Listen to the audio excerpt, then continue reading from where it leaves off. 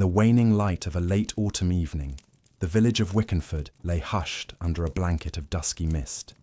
The gentle bleating of sheep echoed distantly across the moor, softened by the damp that clung to the heather and moss.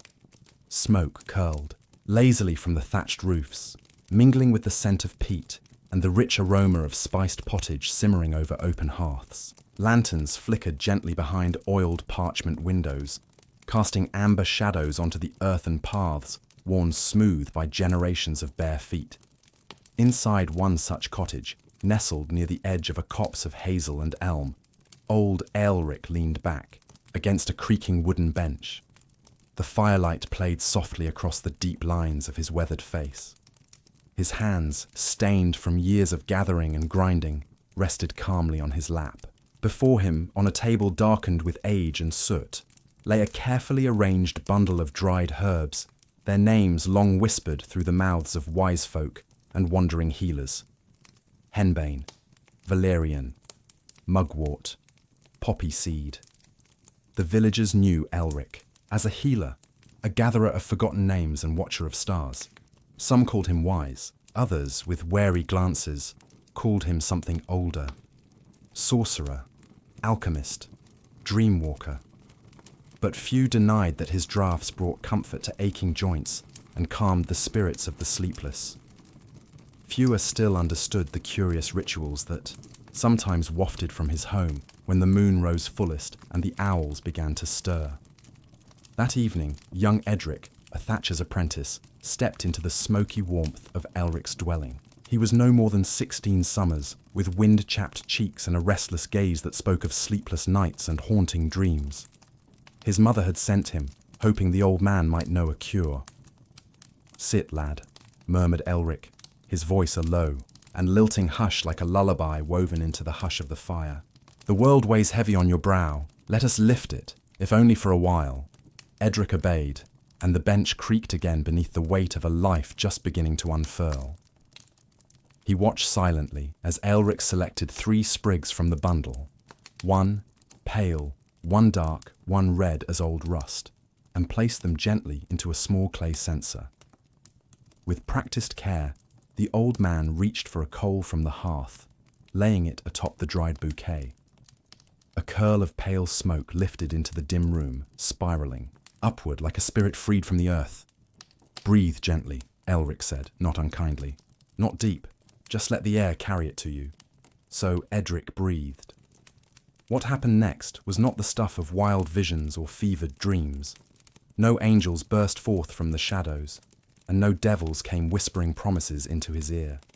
Instead, there was a slow softening of the world. The crackle of the fire became a lullaby. The ache in his temples faded, soothed by the warm press of the hearthstone. He felt a drifting, as if his thoughts were feathers on the back of a breeze. He was here, yet not entirely. Awake, yet wrapped in the warmth of something gentler than sleep. And beside him, Aelric sat unmoving, eyes half-lidded, the lines of his face relaxed as if remembering something long ago and beloved. Such quiet rituals, lost to time, were not always for healing. In the centuries that draped the Middle Ages like a thick earthen cloak, the line between medicine, magic, and simple escape was a thread often blurred. Peasants and nobles alike sought release from pain and tedium in substances born of the earth, fungi from damp glades, roots with bitter sweetness, and herbs gathered at moonrise by those who knew where to look. They did not speak of getting high, as we might in modern tongues. There were no notions of addiction clinics or drug laws. Instead, they spoke of travelling, of dream meadows, of thinning veils, of walking the windpath between the world of men and that of spirits. In many hamlets, such knowledge was passed quietly, from mouth to ear, like old songs shared at winter feasts. There were brews made to still the screams of childbirth, draughts to ease the sorrow of burying a child, elixirs for those whose minds had wandered too far from the warmth of reason. And there were other brews too, taken in hushed moments around the fire, not for pain, but for wonder, for glimpses into something more than toil and tithe. Aelric was one of the old keepers, a bridge between forgotten paths and the slow-turning wheel of the common day. Not every village had such a man, but many had someone, a midwife, a woodsman, a hermit in the hills, who knew which mushrooms should never be eaten with ale, or which leaves brought dreams of flying. Outside, the wind sighed through the trees, rustling the dry leaves like soft whispers. Edric sat still, his breathing slowed, his eyes wide with something quieter than awe. "What is it?" he finally asked, his voice barely above the crackle of the fire. Elric smiled without opening his eyes. "It is the breath of the earth," he said, wrapped in memory. "A balm for souls too tightly wound." And so they sat, as time unspooled, gently around them. In the fading hours of that ancient evening, in a world bound by wood smoke and candlelight, the first veil lifted gently, revealing the quiet, hidden world of medieval altered states. Not loud or wild, but tender, reflective, and deeply unmistakably human. Just beyond the crumbling edge of Wickenford's southern path, where the stones grew mossy and the hedgerows tangled like wild thoughts, there stood a small garden, not much more than a patch of earth hemmed in by wicker and willow. It was tended by a woman known only as Milda, though some still called her the herb wife, or more cautiously, the Green Widow. Her home was scarcely more than a hut, walls packed with wattle and daub, its thatch roof bowed with age and moisture. Yet, within that modest space lived a collection of secrets that even the Lord's manor could not boast. Rows of dried flowers hung from the low rafters, some for healing, some for dreaming, and some for the kind of forgetting that came not from age, but desire. Milda's fingers were always stained, green in spring, brown in autumn, and smudged, with soot in the long dark of winter. Her eyes held the stillness of someone who had watched the same moon rise over decades of silent observation. And her garden, well, her garden whispered things. It whispered when the wind passed through the angelica stalks, when bees visited the foxglove, and when the nettles grew thick beside the wall of stones no one remembered placing. Among her rows, beyond the parsley and leeks, grew stranger things. Henbane with its yellowed flowers veined in purple, deadly nightshade with its berry-like temptations, and tall stalks of wormwood that turned the stomach but cleared the mind. To the untrained eye, these were mere weeds or perhaps the cast-offs of a careless hand, but Milda knew their uses. When a mother came to her door, face drawn with sleeplessness and a babe ever wailing in her arms, Milda would offer a thimble of poppy syrup, a drop of quiet, in an otherwise endless night. When an old man limped in, with aching knees, she would boil willow bark and yarrow, letting the scent rise like memory in the steam. But sometimes, when the seasons shifted and the veil grew thin, on nights of solstice, or when the stars gathered in unfamiliar shapes, Milda would prepare something else. She never sold it, never even offered it. But if someone came to her garden not seeking healing, but seeking something more, she might gesture softly to a shaded bench and wordlessly begin to work. This was no crime in Wickenford. Not truly. The church frowned, of course. But even the priest, Father Haldrick, had once taken a draught when the voices of the dead refused to leave him be after a plague winter. He never spoke of it, but afterward he smiled more. And the villagers left Milda's garden in peace. It was not escape. They sought those who came to her. Rather, it was depth, a stepping inward into the quiet rooms of the mind where forgotten songs waited. The herbwife's potions were not potions at all, but invitations. To walk a path lit by unseen torches, to sit by an ancient stream within and watch what the soul might show. One such seeker was Anwin, the baker's widow. She had not spoken for nearly a year, since her husband had fallen from the mill ladder and cracked his skull on the stone below. Her eyes were not empty, only far away, as though her mind had become a hollow cottage, echoing with the footsteps of absence. One dusk, as the first frost silvered the grass, she came to Milda. No words passed between them. only a quiet touch. Upon the elbow, a nod, and the creak of the bench's wood beneath her.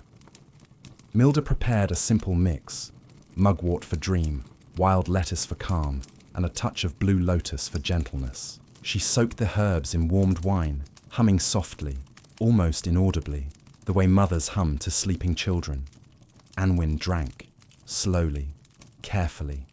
Her breathing deepened, her shoulders softened, and for a long while she simply stared at the sky through the branches of a rowan tree. Then her lips parted, not to speak, but to smile. A small, weary, genuine smile. And in that moment, Milda smiled too. Not every use of herbs in medieval times was for healing of the body. Some, like Milda and Elric, knew that there were wounds of the spirit, aches of the heart, and yearnings of the soul that no poultice could cure. And for those, the earth offered gentler paths. Modern minds might label such moments as recreational or psychedelic, but in the quiet corners of the Middle Ages, they were something else entirely. Rituals, acts of remembrance, portals.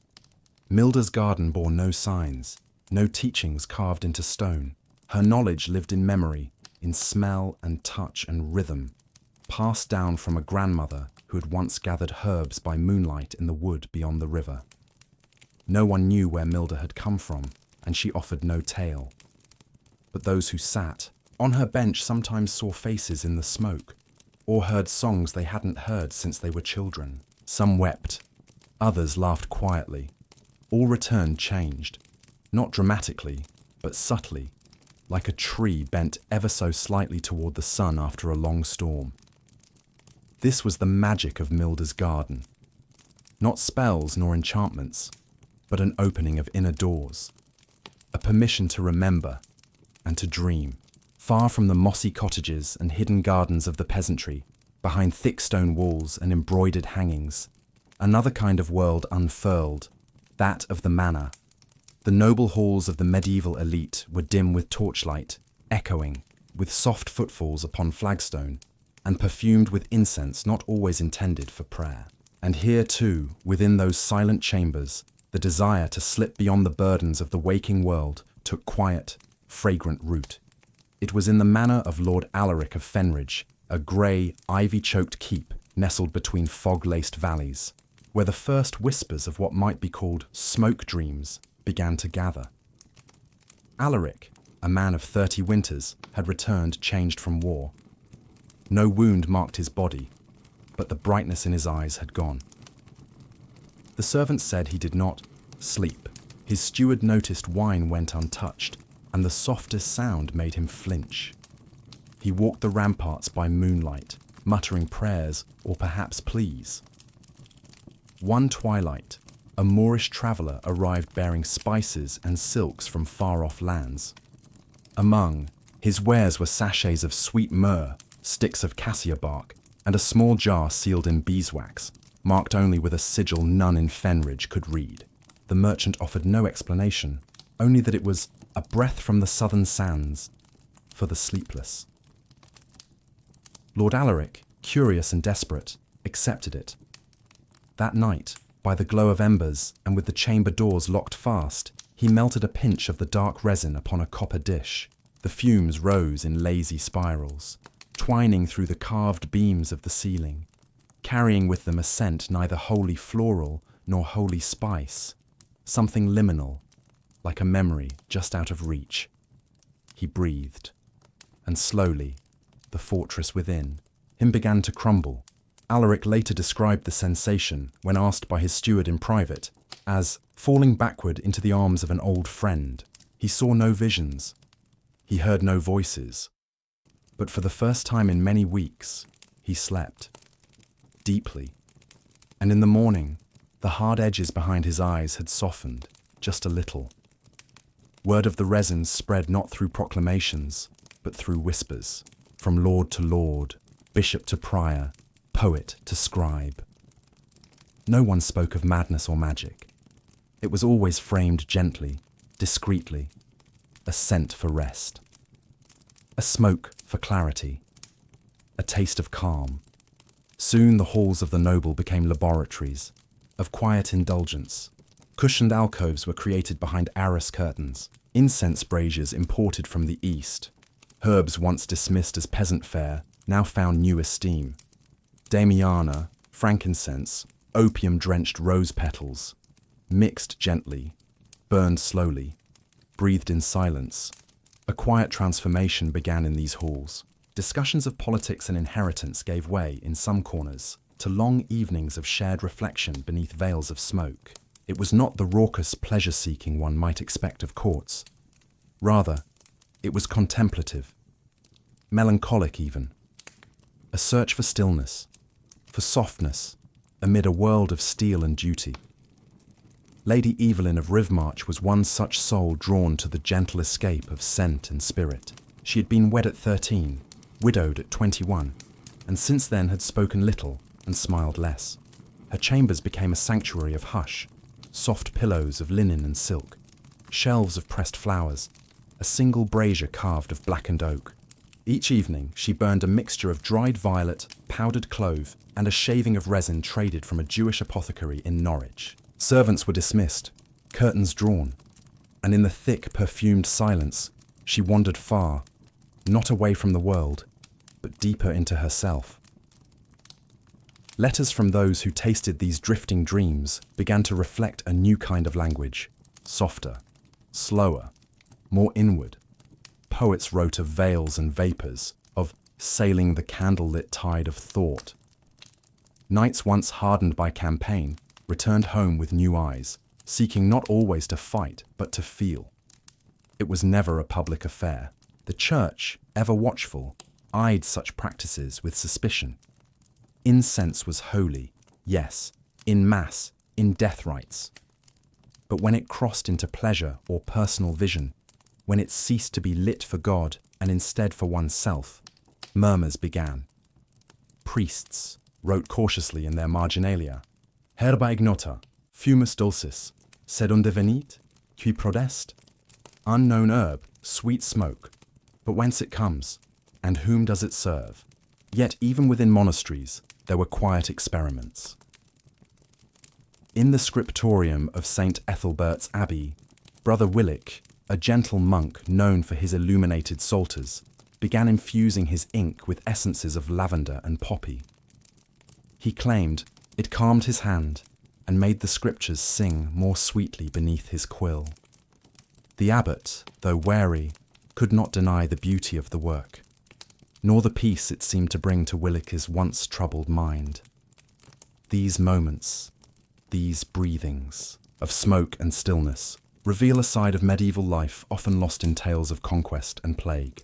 Beneath the iron helms and prayer-soaked altars was a yearning, deeply human and unmistakably tender, to feel peace, to feel wonder, to feel anything beyond the weight of the day's demands.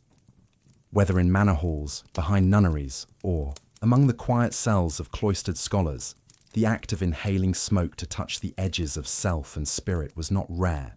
It was simply unspoken, and perhaps that is what made it sacred.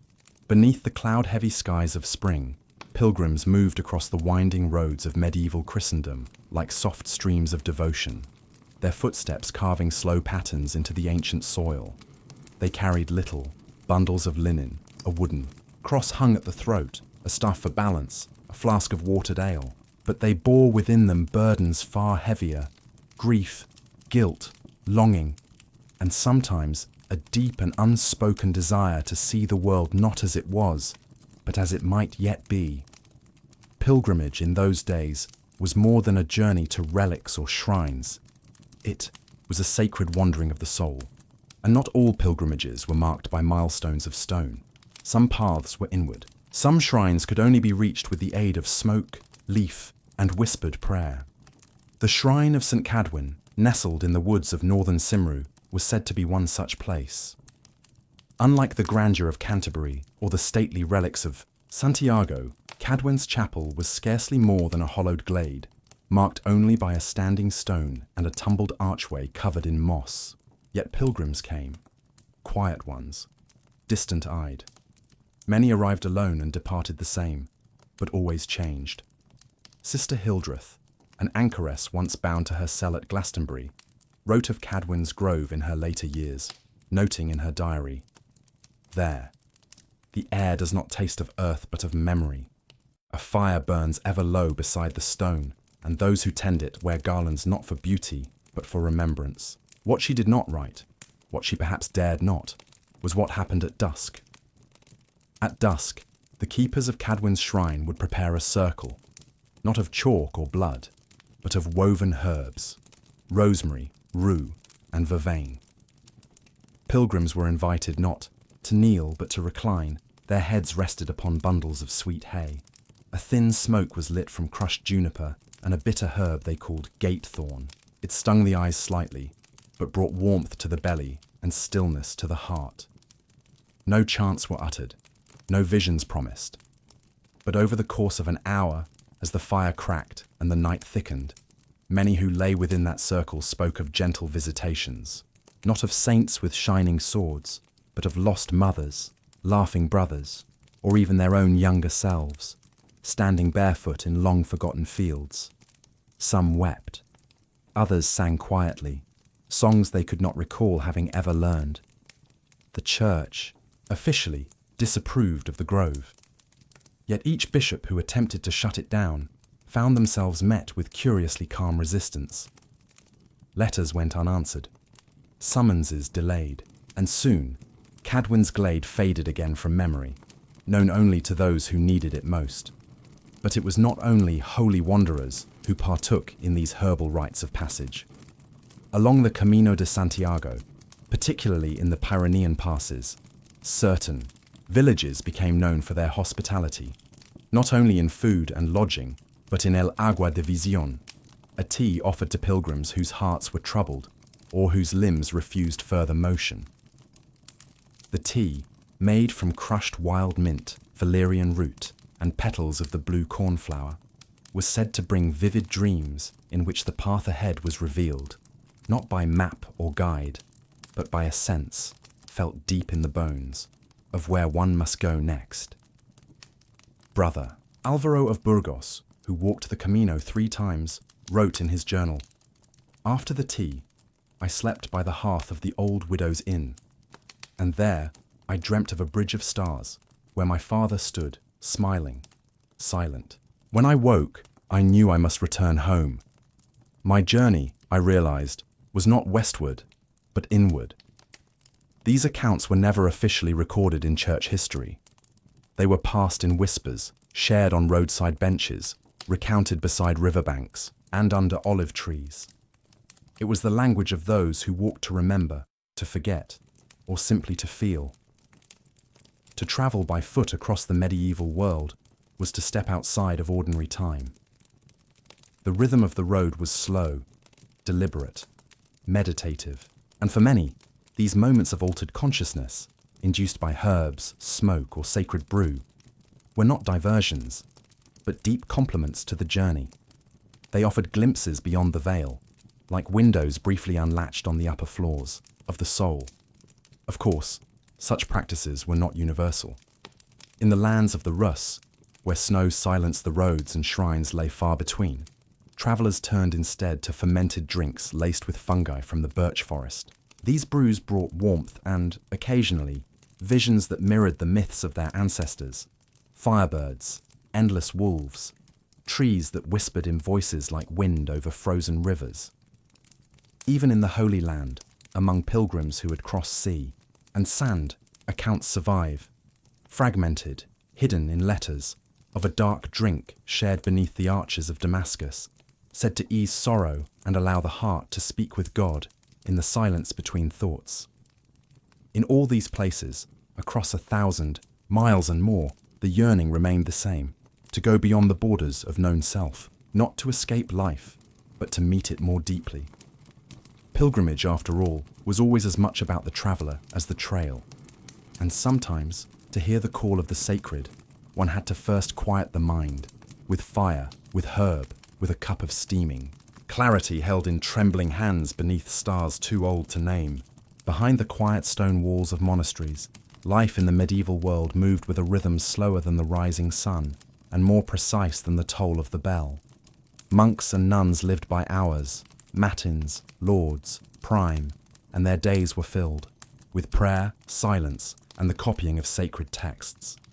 But beneath that veil of solemn discipline, there flickered the gentle ember of curiosity, not of rebellion nor indulgence, but of inquiry, for even within the cloister, the soul longed to know itself more deeply. In the Abbey of St. Mero, nestled in the hills of Westhumbria, Brother Roderick served as the infirmarian. A quiet man with calloused fingers and a keen mind, he was tasked with the care of the sick and the tending of the herbarium, a walled garden filled with rows of plants both medicinal and mysterious. By day, he brewed tonics of comfrey and horehound. By night, he read old Latin texts, many of them translated from Greek and Arabic, filled with instructions for potions to clear the mind and open the eye.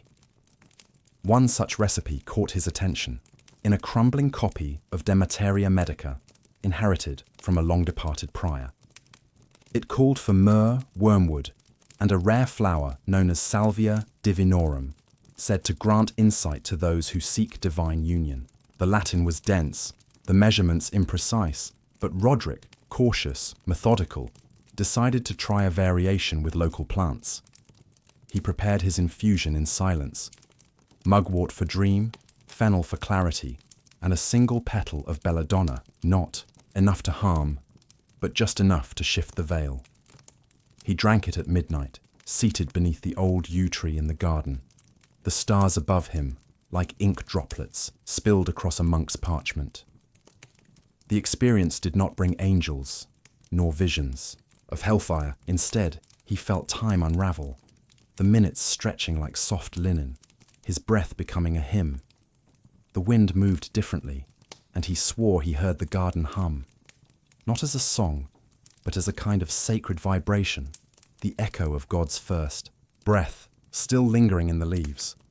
He did not speak of this to the abbot. He wrote nothing down, but from that night onward, he walked the cloister paths with a deeper stillness, and those who spoke with him found themselves calmer, as if his presence alone soothed the noise of the world. This was not unique to St. Mero. Across Christendom, there were always monks and nuns drawn to the garden, to the alchemical, to the mysterious. Some called it heresy, others called it holiness misunderstood. In convents, particularly among Benedictine sisters who cultivated their own physic gardens, herbal concoctions were often tested not just for their bodily benefits, but for their spiritual implications. Sister Alwina, writing from a convent outside Mainz, recorded a series of nighttime reflections after drinking a tea made from valerian, hops, and crushed lavender blossoms. She wrote, "The veil between waking and sleep grows thin in the hour of nocturnes. I felt the hand of the divine upon my heart, not as fire, but as dew. My thoughts became not louder, but fewer. And in the quiet, I heard his name, not spoken, but known." The Church's stance on such practices was cautious. Altered states, if achieved through fasting, flagellation, or ecstatic prayer, were seen as potential signs of divine contact. But when brought on by herbal tinctures or smoke, they tread dangerous ground. Still, the records persist, half hidden, in margins, hinted at in poetry, alluded to in the metaphors of stained glass and carved oak. At the monastery of St. Elrid in the north, where the winters were long and the days brief, a group of scribes began incorporating the scent of burning sage and dried thyme into their daily copying rituals. Not as indulgence, but as focus. They believed the herbs cleared not only the lungs, but the cluttered mind. One brother noted, "The words flow smoother when the air is rich. The ink seems to settle more gently upon the page." Others began to experiment with breathing exercises, slow, rhythmic inhalations of warm, herbal steam before prayer. These were not acts of rebellion, but of deep yearning. To understand the mysteries they copied so diligently, to feel not only the weight of Scripture, but its warmth. It is easy, from the vantage of centuries, to imagine monks and nuns as rigid, joyless keepers of rules. But within those rules, there was room. Room for wonder, for reflection, for gentle, experimental faith. When no one watched, when the bell had rung its last for the night, many among the cloistered found their way not to sin, but to something, like sacred softness, a loosening of the worldly grip, allowing the soul to breathe. Sometimes it was incense, burned without ritual, just for the comfort of scent. Sometimes it was the tincture given to a frightened novice to ease his night terrors. And sometimes it was more than that, an intentional crossing into stillness, aided not by doctrine, but by the earth. These were not monks seeking escape. They were seekers of silence, explorers of interior deserts. They did not call it getting high. They called it contemplation, meditation, divine intimacy, and the herbs they used, not forbidden fruits but keys, tiny, fragrant keys to quiet doors that prayer alone sometimes could not unlock. If the monastery was the realm of reflection and the noble hall the court of contemplation, then the tavern, smoky, raucous, alive, was where the soul unburdened itself in laughter and loosened tongues. It was not a place of silence or secrecy, but of song and steam and stories passed from calloused hand to eager ear. And even here, in the warmth of flickering torchlight and clanking cups, the medieval search for altered states took root, not through sacred herbs or solemn incense, but through fermented draughts, curious concoctions, and the shared rituals of release. At the heart of the village of Dunwich stood the Winking Sow, a timber-framed tavern whose roof slouched like an old man resting after vespers. Inside, the walls were dark with soot, the rushes strewn with sweetened hay, and the air thick with the scents of roast onion, dried mint, and spilled ale. By mid-evening, it rang with the sounds of fiddles, feet thudding against the floorboards, and voices telling tales too large for the small room. Yet not all who came sought mirth. Some came to forget, others to feel. For in the tavern's lesser-known corner, where the hearth glowed lower and the stools were fewer, a quieter kind of magic took place. Old Nan Tomley, a brewer's widow and something of a midwife of moods, tended the corner booth. She had long ago learned to mix more than mead, her drink called Mother's Smile, made from fermented honey, ground nutmeg, and a drop of mandrake root, was served only upon request, and never more than once a night. "It's not to be trifled with," she'd say, wiping her hands on a flowery apron. Not a drink, but a gentle turning of the world. Those who partook described the drink not as strong, but strange. The buzz of conversation would slow, faces seemed warmer, and the hearth fire appeared to sway to some private rhythm. People often laughed, not wildly, but in a slow, knowing way, as though remembering something too pleasant to share. And later, when they stepped into the chill of night, they often paused beneath the stars, gazing longer than usual, as if they saw not the heavens, but themselves looking back. Nan's recipes were her own, passed down from a grandmother who'd brewed in the time of Edward the Confessor. She used dried angelica root, a rare seed called dreamer's kiss, and a syrup drawn from birch bark in spring. She knew how much was too much, and how little did nothing at all. Her brews were not for the drunk, but for the drifting. Beyond Dunwich, such tavern herbalism was not uncommon. In Wales, in the alehouses of Breconshire, it was said a man could sip the owl's eye, a mug laced with hawthorn and yarrow, and see truths unspoken. In Flanders, tavern keepers sometimes soaked cherries in wormwood for weeks, serving them in tiny bowls to those who'd lost love or purpose. In the Black Forest, there was a famed inn called Zum Bienenbaum, the bee tree, where a special metheglin was brewed, honey wine infused with spices, dried orange peel, and sometimes powdered mushroom, used sparingly. Travellers who drank it described odd dreams, often involving rivers, lanterns, or speaking animals. The innkeeper, a one-eyed woman named Hilda, insisted it was nothing more than tradition. Yet even in this rough and ready world of tankards and tales, there were moments of reflection that rivaled the monastery. Drunkenness was common, but different. Those seeking that strange tipping of the senses, half in the world, half out, were careful.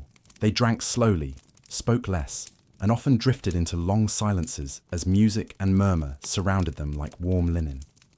Sometimes these altered states inspired the music itself. The wandering minstrels and jongleurs who moved from tavern to court were known to carry tiny pouches of singer's mint, a blend of thyme, pennyroyal, and a pinch of poppy seed. Sucked before performance, it relaxed the throat and eased the mind, but some claimed it also carried the singer into a state where words came not from memory, but from something deeper. Many a travelling tale was born this way, spun from visions seen in half-dream, half-drunken reverie, where dragons and lovers, witches and wild gods danced across the flickering shadows of the mind. These were not lies, the tellers insisted. They were truths glimpsed sideways, truths only seen when the world was gently tilted. Of course, churchmen condemned such things, but common folk had always known that the line between divine vision and ale-born inspiration was thinner than a hair's breadth. Some called it madness, others music, and so the tavern became more than a place to drink. It was a place of temporary transformation, a crucible where grief could laugh, where fear could sing, and where joy could become something, sacred in the low amber light. It was no temple. It bore no cross nor relic, yet beneath its beams, many found the same soft release they might in prayer, a moment of being unbound. By midnight, the crowd thinned, the air grew heavy, and the embers crackled low. A man might sit staring at the bottom of his cup, not with sorrow, but with strange peace. A woman might hum a song no one had sung in years, and outside, the stars still watched, indifferent perhaps, but close enough to feel.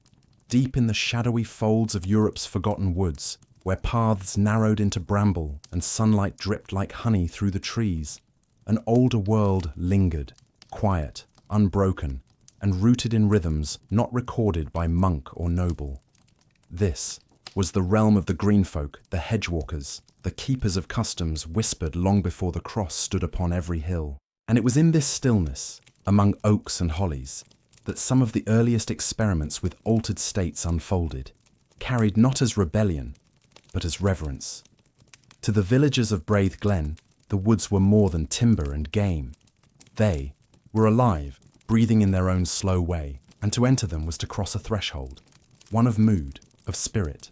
The elders spoke of forest sleep, a state reached only when one had walked far enough, spoken few enough words, and sat still beneath a living canopy with a bundle of root chew tucked beneath the tongue. It was not a potion or a spell, but a feeling, a soft blurring of edges, a slow turning inward, as though one's thoughts were drawn gently into the earth. Those who returned from such moments rarely spoke much, but often they planted herbs in unusual patterns or kept feathers tucked behind doorframes. The forest, they claimed, had shown them something, not in visions, but in knowing. Among the old families of the glen, there existed a brew known only as Thorn's Blood. Its preparation was a closely guarded ritual, performed at the turning of the seasons, especially during Samhain and Beltane, when the veil was thinnest. The ingredients were simple, if obscure: hawthorn berries fermented with elderflower, crushed, sage, and a handful of reindeer lichen gathered from the bark of north-facing trees. It was not drunk for pleasure, but purpose, to speak with ancestors, to ask questions, to find one's path when the world felt too large or too narrow. The experience was subtle, often described as a long exhale. A woman named Kerwin, an herbalist whose cottage stood half buried in ivy, once described it as not seeing other worlds, but remembering we've always lived in more than one. The church labelled such practices as heresy or worse, witchcraft, but they survived, not because they were written down or passed in formal rites, but because they worked, quietly, tenderly. In the black wood of Ruthenia, the forest dwellers practiced a rite called the leaf sleep. They would lie upon beds of moss with bundles of meadowsweet beneath their heads, their bodies wrapped in cloaks scented with crushed juniper.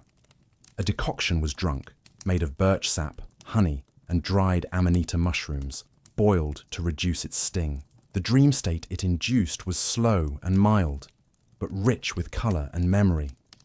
Those who woke from leaf sleep often spoke of deer who whispered, rivers that laughed, or shadows that sang their name. It was said the spirit of the forest did not speak in words, but in impressions, feelings like sun through fog or wind through wheat.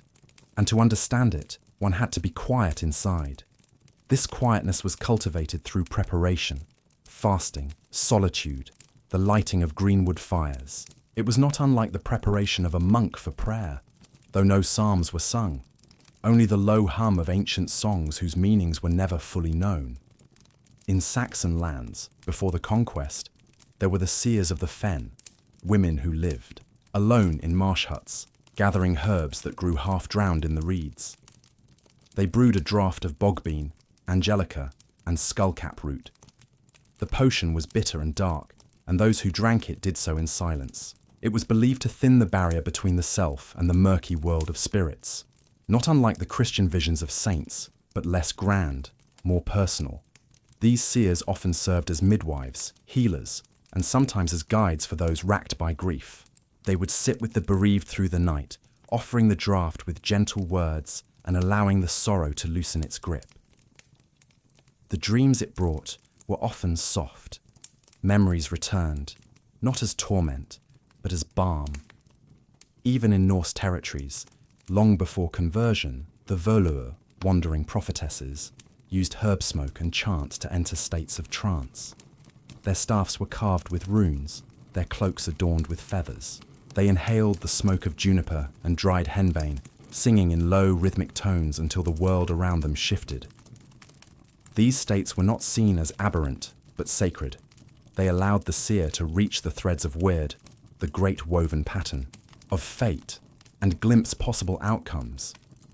Their guidance was sought before raids, during times of famine, or when a chieftain's child lay close to death.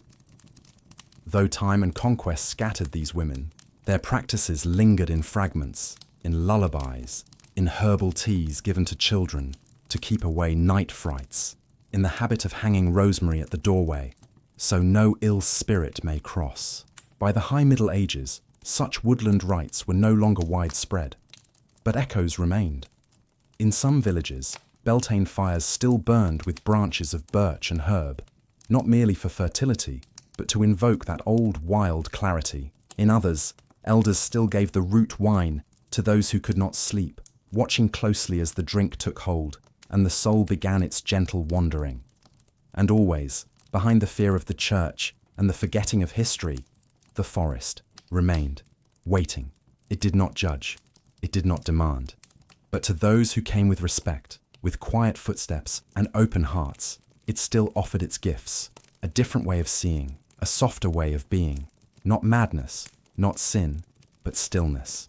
In a candle-lit chamber beneath the looming arches of Giselhart Keep, tucked away in a tower no longer visited by lords or ladies, an old man worked among alembics, glass vials, and books bound in cracked leather. His name was Theodric of Branholt, alchemist, philosopher, recluse. And while the world beyond his window followed the steady turns of war and harvest, he concerned himself with subtler transformations. Theodric had once studied in Salerno, at the famed medical school, and later in Toledo, where Arab scholars had introduced him to the writings of Galen and Avicenna. He believed that within the world's chaos lay a secret order, one that could be understood not only through logic, but through experience. For the body was not the only vessel capable of healing. The spirit, he claimed, could also be distilled. His experiments began, as many did in those days, with physical elixirs, tonics to extend life, purge melancholy, or balance the humours. But over time, his focus shifted. He noticed that certain preparations, though mild in their physiological effects, opened the mind in unexpected ways. Combinations of damiana, nutmeg, crushed anise, and a distillate of mandrake root created, in some subjects, a sense of distance from ordinary thought. Patterns became clearer, emotions less jagged. He documented everything, writing in a cipher. of his own invention. His notebooks were filled with phrases like sensation of golden breath or vision of a spiral stair descending into a memory not mine. He called these moments lumen internum, the inner light, and he believed they were the true purpose of alchemy. Not to change lead to gold, but to transform perception itself. Theodoric's tower became a haven for seekers. Not many, just a few scholars, scribes, and friars who came in the hope of understanding themselves more clearly. They entered not for wealth, but wisdom, and Theodoric gave freely, provided they approached with respect. He prepared his brews with utmost care, infusing red wine with herbs ground by moonlight, steeping them in bronze vessels over slow fire. He insisted on silence during the process, claiming that intention mattered as much as composition. When ready, the potion was poured into a silver goblet, always warmed by the fire, never drunk cold. The effects were not immediate. Often, the first sensation was simply peace. A slowing of breath, a gentle sharpening of the senses. Colours might deepen. Thoughts might feel lighter, as if freed from their usual gravity. Some saw brief images, faces, lights, symbols. Others described sensations of sinking inward, of falling into a well filled not with water, but meaning. One monk, Brother Emmerich of Poitiers, recorded, "It was as though the Lord spoke not with voice, but with colour. I saw my own sorrow not as burden, but as thread, woven into the larger pattern. I wept, not from pain, but from recognition." Such moments, Theodoric insisted, were not miracles, but alchemical alignments, when the right balance of mind, substance, and spirit made clarity possible. He warned against overuse. Once the door is opened, he would say, it must also be closed. To dwell too long in the in-between is to forget the path back. Despite his care, the church grew wary of his work. Word reached the Bishop of Bremen that Theodoric trafficked in visions, in false spirits conjured by smoke and herb. A delegation of priests arrived one summer, intending to interrogate and possibly imprison him. But when they entered his tower, they found only an old man among herbs and scrolls. No demons, no cauldrons, just warmth, quiet, and the scent of sage. They left, unsettled, yet unsure of any heresy they could name. Theodoric continued his work in peace. What made his potions different from peasant brews or monastic teas was not only their composition, but their purpose. He sought not escape, but elevation, not delight of the senses, but realignment of the soul. His notes describe a particular elixir, brewed only once each solstice. It contained crushed violet petals, a trace of amber resin, and oil drawn from the seed of the monk's pepper plant. The effect was subtle but profound. Drinkers reported intense calm, clarity of intention, and an almost euphoric sense of connection to everything around them. He named it Athanor's Peace, after the furnace used in alchemical transmutation. Years passed. Visitors came and went. The tower grew quiet again. In his final days, Theodoric is said to have sat for long hours at his window, watching the shifting clouds, a cup of his simplest brew in hand, just honey water and a pinch of lavender. He wrote in his final letter, "I sought gold in matter and found only dust, but I found light in the mind, and it shines still, even now." After his death, his tower was sealed by order of the local lord, his scrolls stored in a library where no one read them. Yet whispers of his brews survived. In some corners of the scholarly world, Theodoric of Branholt is remembered not as a wizard or heretic, but as a quiet pioneer, a man who dared to ask if the mind too could be healed, soothed, transformed, and perhaps that is what alchemy always was, the patient art of changing what is into what could be, through means both humble and profound. In the narrow valleys of Albion and the windswept coasts of the North Sea, scattered among hedgerows and mossy meadows, lived women whose knowledge was older than the written word. They had no titles, no lands, and no schooling. But the people called them many things: hedge witches, wise women, herb mothers, and when fear replaced gratitude, cunning folk. Their role in the village was both revered and resented, for they held the keys to ailments unseen and the potions that eased the parts of the human soul for which no priest had words. In a village called Elmfold, half forgotten among the Dorset hills, lived one such woman, Mara of the Hollow Tree. Her cottage stood alone, half tucked beneath a leaning ash and a long earthen mound some called a fairy hill.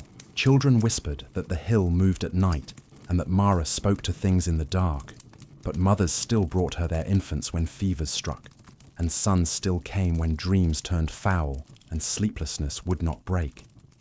Mara's tools were simple.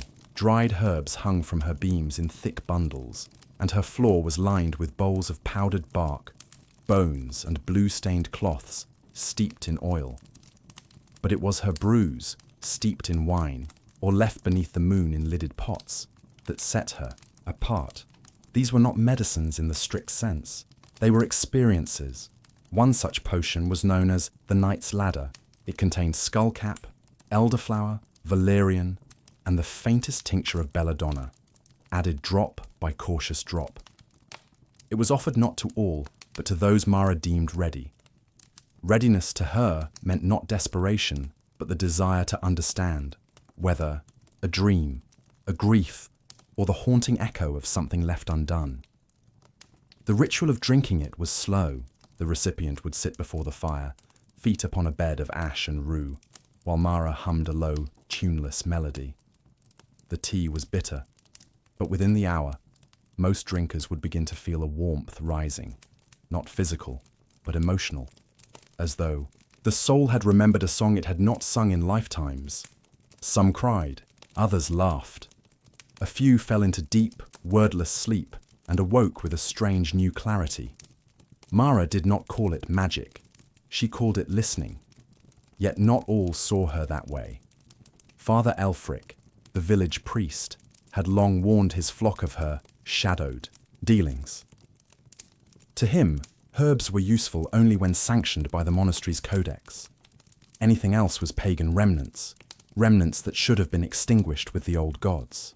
He preached fire and purification, and once demanded that Mara submit her remedies for church approval. She refused. He threatened excommunication. The villagers, caught between fear and need, wavered. But Mara continued her work. She healed wounds, soothed fevers, helped ease the passing of the dying, and in the dark of night, even Elfric's own sister came, desperate to sleep after the loss of her child. Mara gave her a vial filled with a warm brew of mugwort, thyme, and crushed petals from a rose that only bloomed on the solstice. That night, the woman slept without dreams. In the morning, she lit a candle for her son, not in mourning, but in peace. Mara was not alone. Across the continent, in mountain villages and coastal hamlets, lived women like her, keepers of knowledge too earthy for the pulpit, too humble for the scroll. Their practices were shaped by seasons, by soil, and by stories passed from grandmother to granddaughter.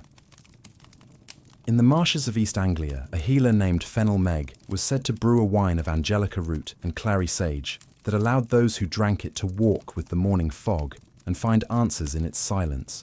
In the alpine valleys of what is now Switzerland, the Sagenfrauen, or story women, used mushroom oils to guide grieving families through visions of lost ancestors.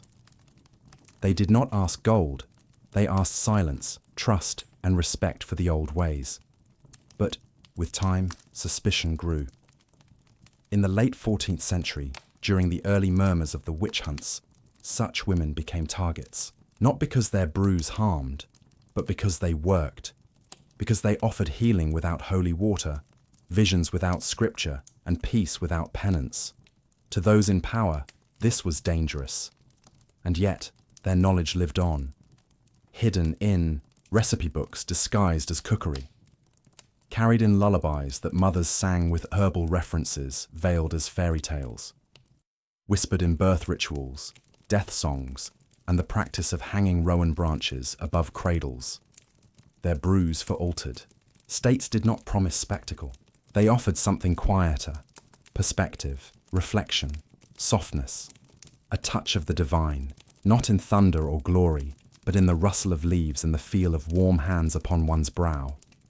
Even today, if one listens closely to the oldest stories of old Europe, the echoes of these women remain, not in monuments, but in the spaces between prayer and silence, between grief and healing, between waking and dream, and in the memory of the earth itself, which still holds the footsteps of those who walked barefoot, brewing tea from moonflowers and sitting beside the fire, waiting for the world to open its eyes just a little wider. In the deep woods and dew-kissed meadows of medieval Europe, stories clung to the land like mist at morning. There were places people stepped around, not through. Rings in the grass where mushrooms grew in perfect circles, known as fairy rings. To stumble into such a ring unaware was to risk vanishing, or so the tales said. But some didn't fear them. Some went looking. The notion that these mushroom circles were portals, thresholds between this world and another, was no idle superstition.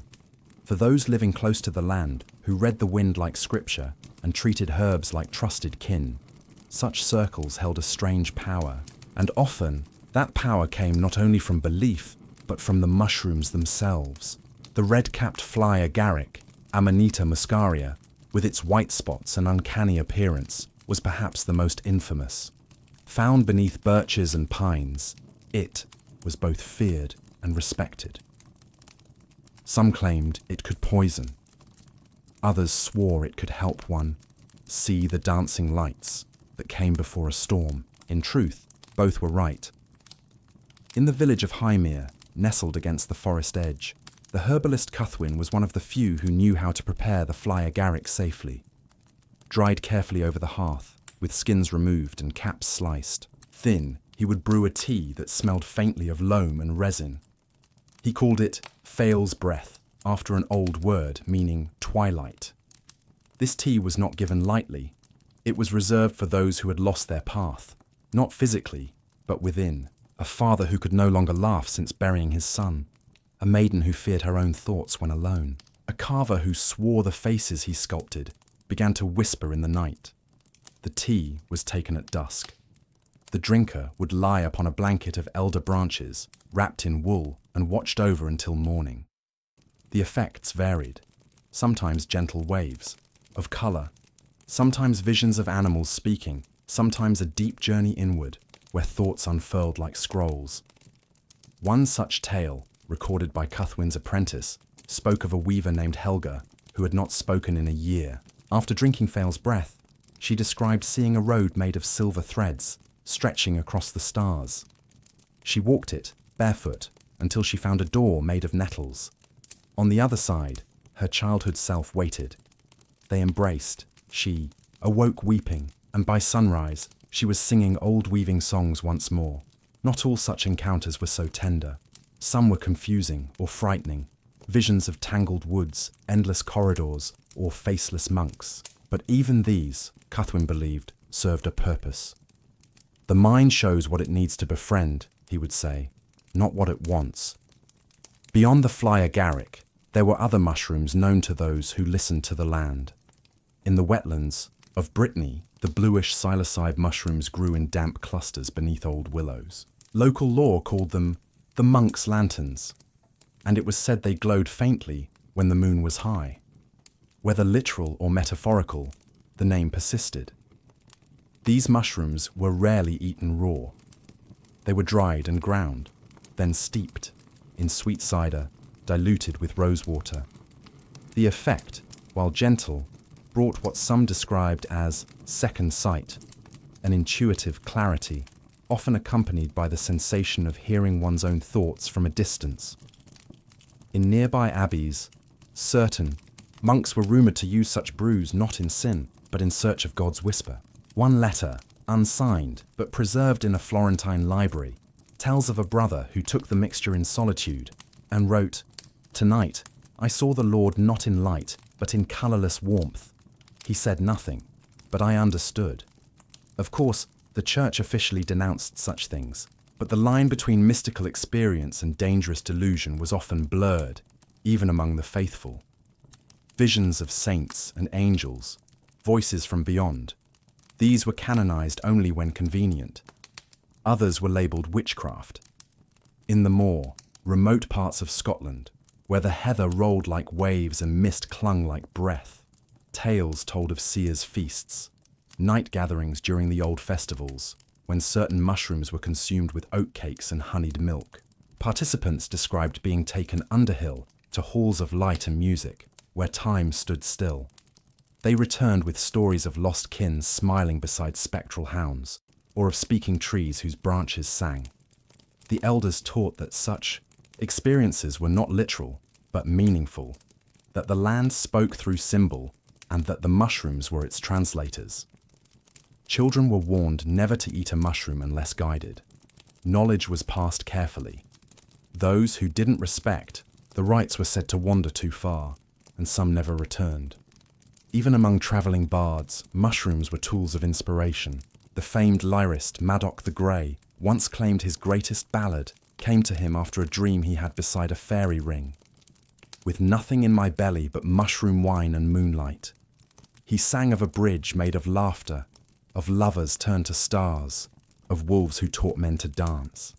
None could say what was real, but the song brought grown men to tears for generations. As the centuries turned, such practices dwindled, forests were felled, superstitions suppressed. The fairy rings still grew, but children were taught to avoid them without question. The mushrooms remained, but few remembered how to listen. And yet, now and then, a ring still forms on a misty hillside. And perhaps, if you stand at its edge with bare feet and a quiet heart, you might feel the whisper, not of madness or magic, but of memory. Of a time when the line between worlds was not drawn in fear, but walked in reverence. When mushrooms were not just fungi, but keys, and the world, ever so briefly, became more than it seemed.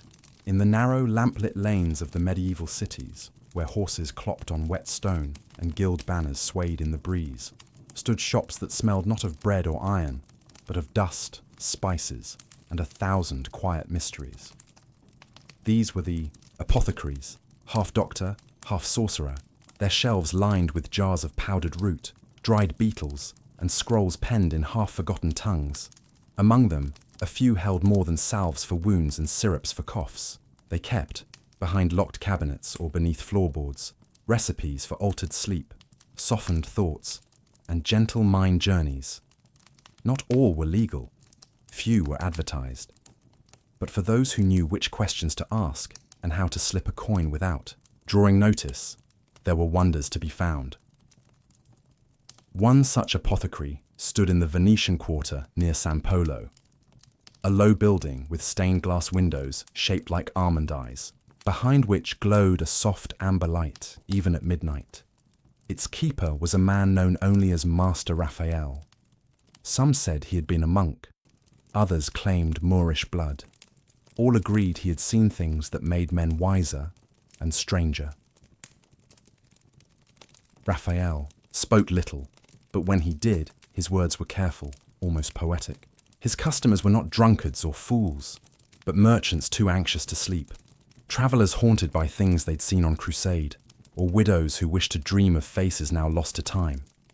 One of his most requested mixtures was called aqua somni, the water of dreams. It was clear as rainwater and faintly sweet, crafted from a delicate blend of rose petals, poppy sap, lemon balm, and an imported bark called silent wood. It was taken by the spoonful before bed. Those who drank it often reported vivid dreams, sometimes of flying, sometimes of walking, ancient halls filled with singing statues. But always, they awoke with their shoulders lighter, their hearts less clenched. It was not addictive, but it was treasured. Some customers came only once, needing a single night of release. Others returned monthly, as though the dreams were letters from a world just beyond their waking grasp. Another creation, far rarer, was the lacrima noctis, the night's tear. This elixir, stored in small obsidian bottles and kept locked within a cedar box, was made only during the new moon. It contained a trace amount of tinctured nightshade, balanced by valerian root, dried myrtle, and a distillate of old wine aged with cinnamon bark. It was not for sleep, but for deep meditation, a tool used by scribes, poets, and occasionally by spies. Those who used it spoke of entering a stillness so complete, thoughts ceased to echo. Some described hearing music unlike any instrument. Others claimed to see language as color. The effect lasted only an hour, but its influence often lingered for days. Raphael warned his clients, "The tear shows not what you want, but what is." It was never sold to the young or the reckless.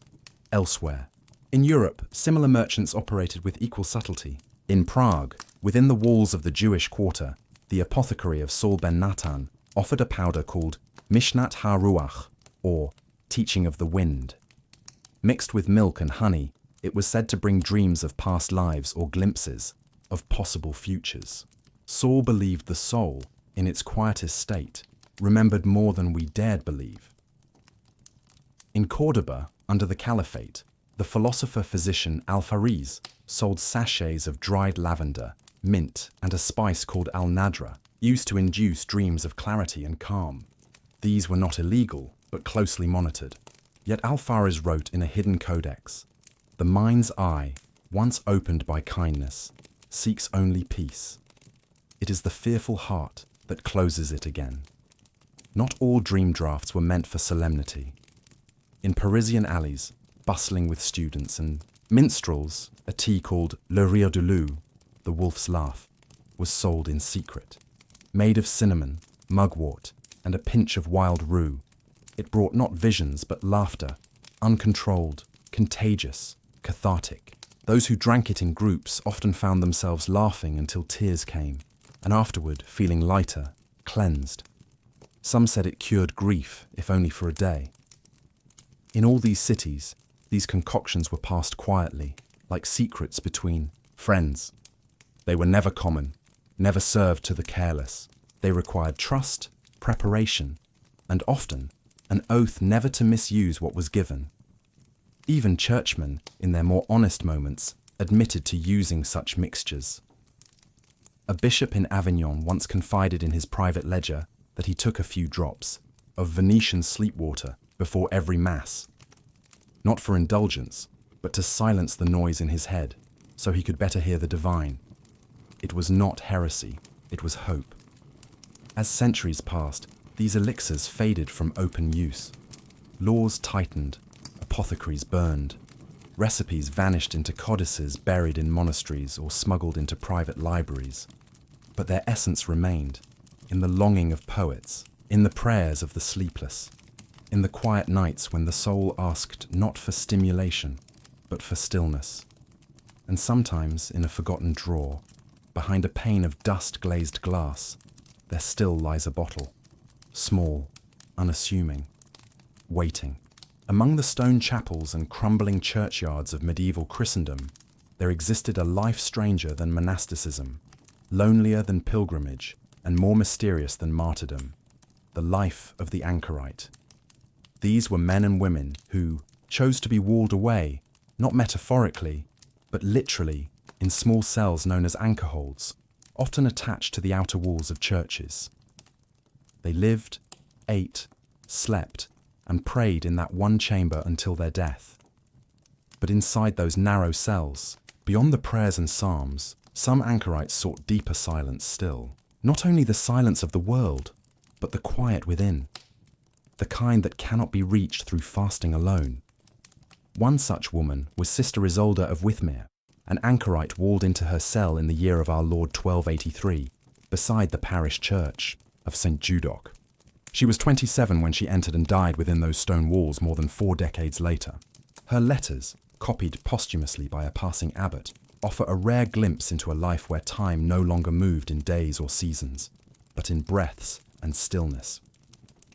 Among the pages of her writing, there is mention, not openly, but softly, of a mixture she was given by a sympathetic anchoress prior to her enclosure. It contained crushed lemon balm, angelica root, and dried poppy leaf, to be steeped in warm water and drunk during vigils when the body refused rest, but the soul begged for it. She called it the mercy cup. The brew was taken perhaps once a fortnight, always at night, after hours of reading the Psalter and reciting the hours. It did not bring sleep exactly, but something gentler, a drifting into half-light, where thought was not extinguished, but softened, like the edge of a flame in a glass lantern. In that space, she said, the Lord speaks not in words, but in still presence. This quiet state, aided by such herbal means, was not unusual among anchorites, though it was never spoken of publicly. The church doctrine was clear. Divine visions were to come through suffering, not comfort. But in practice, many priests and bishops turned a blind eye. After all, these were not pleasures sought, but peace. And peace, in such a life, was a rare and holy balm. In a manuscript from a Benedictine scriptorium in Kent, a monk named Adric recorded the confession of an anchorite he tended named Thomas of Lothan. Thomas suffered terrible waking dreams, seeing black faces in the smoke and angels whose eyes weep fire. To help him, Adric devised a tincture made from chamomile, linden blossom, and a delicate extract of blue poppy.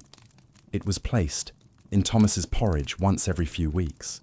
After taking it, Thomas would fall into long silences, not empty, but restful. He described it as a turning inward, like lying beneath clear water. He stopped seeing the faces. He began to write hymns again. Such practices, while cloaked in discretion, were surprisingly common across the anchoritic world. In Norwich, where the famous mystic Julian wrote her Revelations of Divine Love, there are subtle clues that herbal infusions were part of her contemplative routine. In one passage, she mentions the soft warmth of the Lord's comfort, as if from a cup, not my own. Some scholars believe this was not merely metaphor. Anchorholds often included small garden plots, tended by assistants known as servants of enclosure. These women, often lay sisters or recluses themselves, planted calming herbs, lavender, hyssop, betony, and balm. Their purpose was dual, used in salves and poultices, yes, but also in infusions to aid in the anchorites. Long, waking vigils. The goal was never to intoxicate, never to escape. These were not drugs in the modern sense. They were bridges to silence, to prayer, to a state where God might be heard not above the noise, but beneath it. There is an apocryphal tale told among the ruins of Tintern Abbey of a woman named Rosamond, enclosed at just 17, who received from her mother a vial of sleeping tea, not to use often, only when the world's weeping grows louder than your own prayers. Rosamond's cell remains, its single narrow window opening onto the altar. Within it was found, centuries later, a clay cup stained with the residue of valerian and poppy, a humble relic of quiet desperation and tender care. These moments, recorded in fragments and half-confessions, reveal a medieval truth often forgotten. The mind, too, needed tending, and those who lived closest to God were not immune from sorrow, doubt, or restlessness. They needed help, not from indulgence, but from plants whose roots had touched the same soil as their tears. In the 14th century, a short guide was penned anonymously in a northern abbey titled Tractatus de Interiori Requie, a treatise on inner rest. Within its pages, alongside instructions for prayer postures and meditative breathing, are short references to waters of focus and drafts for the soul's stilling.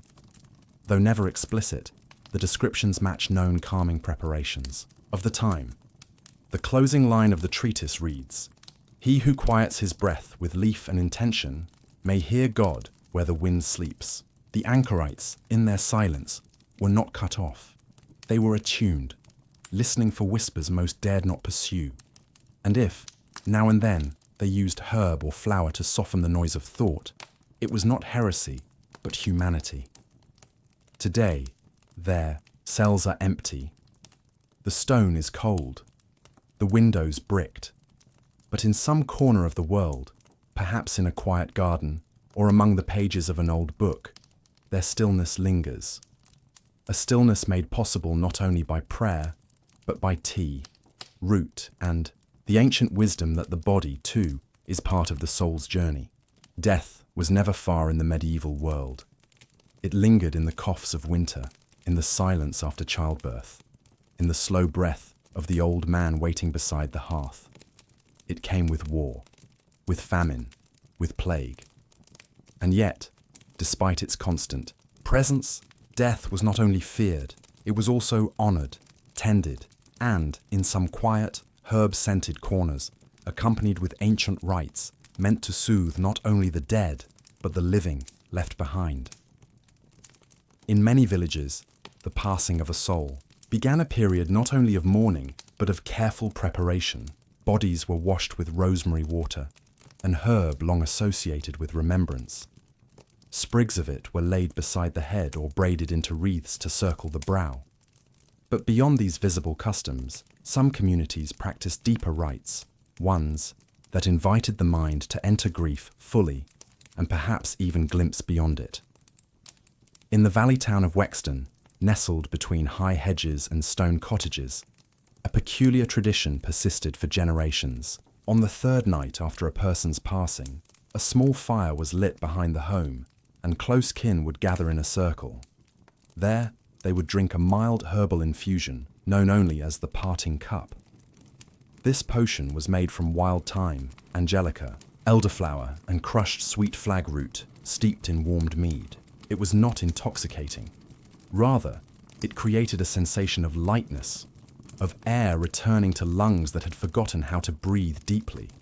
The villagers claimed it helped bring dreams of the departed, not ghosts or phantoms, but memories more vivid than waking life, the laughter of a mother long buried, the soft hands of a lost child. Such visions were not feared. They were welcomed, cried into, held close like a final embrace. The parting cup was never sold, never given to outsiders. It was a communal act of healing, of allowing the grief mind its gentle wanderings. Further north, in the moorlands of Calbray, a darker brew was prepared, not for the mourners, but for the dying. Known as the crossing draught, it was given in the final hours when breath became shallow and eyes turned inward.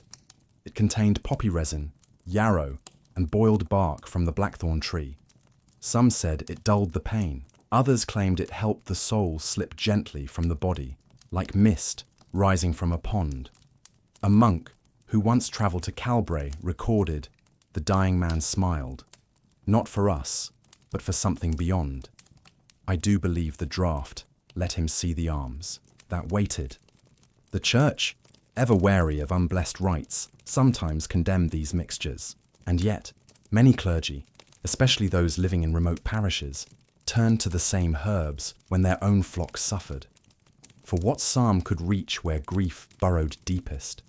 What prayer could coax sleep to the widow's restless mind? In the city of Bruges, a guild of death washers preserved an even more elaborate practice. These women, known as the Sisters of Quiet, were midwives of both birth and death. They kept small satchels of passing herbs, lavender, vervain, woodruff, and marjoram.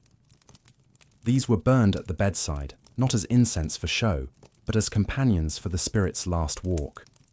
After death, the herbs were buried with the body, not because they were sacred, but because they had witnessed. One sister's journal survives in fragments, and it tells of a man who, in his final hour, requested the scent of juniper smoke. "So I may walk the forest path again, before I go." The sister honoured his wish. He died with a smile. In Jewish communities of the Rhineland, herbs played a gentler role still. During the week of Shiva, the 7-day mourning period, family members sometimes drank a mild tea of lemon balm and crushed rose hips to ease the heart's stiffness. It was not written in the law, but passed from mother to daughter. It was said to bring dreams of those now resting in Abraham's bosom. Even among Romani camps, where traditions were oral and ever-shifting, elders used dried fennel and sage in funeral fires, allowing the smoke to carry prayers not in words, but in scent. Some claimed the dead could read these prayers more clearly than the living ever could. The universal thread in all these customs, whether English, Norse, Moorish, or Slavic, was not the pursuit of pleasure or forgetfulness, but connection. The use of herbs to guide grief was a bridge between body and soul, between memory and dream, between the living and the ones they had loved. Modern eyes might dismiss these rites as folklore, but to those who practiced them, they were lifelines, and the herbs, though humble, were sacred tools. They did not promise resurrection or eternal peace. They offered something smaller and in many ways more precious, the ability to breathe through sorrow, to remember with gentleness, to sleep when the world no longer made sense, and sometimes, just sometimes, they offered a dream, a single, shining glimpse of a loved one's face, untouched by pain or time. In such moments, who could say where death ended and love began? War was the anvil upon which much of medieval life was hammered. From the muddy fields of Flanders to the scorched sands of the Holy Land, knights rode in glory, or so the ballads said. Yet behind the crests and banners, behind the honour and chivalry, there lived a quiet shadow, a weight not carried in armour, but in memory. Today, we would call it trauma. Then, it had no name. What it had instead were restless nights, haunted eyes, and silence where laughter once lived, and in scattered keeps, field hospitals, and the chambers of those who had returned but not truly. Come home, certain men and women worked quietly to bring these nights back to themselves, not with swords, but with scent, with herbal teas, with draughts meant not to forget, but to soften what had been etched too deeply into the mind. One such place was the Hospice of Saint Leora, a small fortified retreat in the hills of Provence, run by a lay sisterhood known as the Daughters of Mercy's Thorn. Though not nuns in the formal sense, these women followed a rhythm of prayer and care, focused not on the soul alone, but on the wounds that festered behind the eyes. They treated broken limbs, fevers, and festering lances. But they also tended to the invisible afflictions. They had learned through long experience that some knights returned from battle unable to sleep, or flinching at the sound of iron striking stone. Others wept uncontrollably when no one watched, or stared for hours at a single candle. For these, the sisters prepared what they called the stillness draught. It was brewed from chamomile, skullcap, wood betony, and a trace of opium soaked in apple vinegar. The draught was not strong enough to sedate entirely, but enough to pull the edges of anguish inward, like a blanket drawn around a shaking form. Sir Renaud of Evreux, once a famed crusader, wrote in a letter to his squire, "They gave me no priest, no sermon, only a cup and a place to sit by the hearth. I drank, and for the first time in 3 winters, I did not dream of fire." The sisters also practiced what they called herbal breathing. Bundles of dried herbs, lavender, rose petals, lemon balm, were placed over gently steaming water, and the knight was told to inhale slowly, to count the breaths. Some dismissed it as women's work, others wept during the process and never said why. These were not idle comforts. They were responses to an ailment the world did not yet understand. Elsewhere, in the Rhineland, a physician named Gerhard of Nyssa began documenting what he called melancholia bellica, the sadness of warriors. His records include notes on treatments, combining valerian root, crushed myrrh, and warming spices like clove and nutmeg, all blended into a broth taken before sleep. Gerhard believed that scent and taste held memory, and that by introducing new calming sensations, old pathways in the brain could be soothed. He also recommended listening to lute music, the reading of gentle poetry, and periods of solitude in gardens, a practice not unlike later convalescence therapy.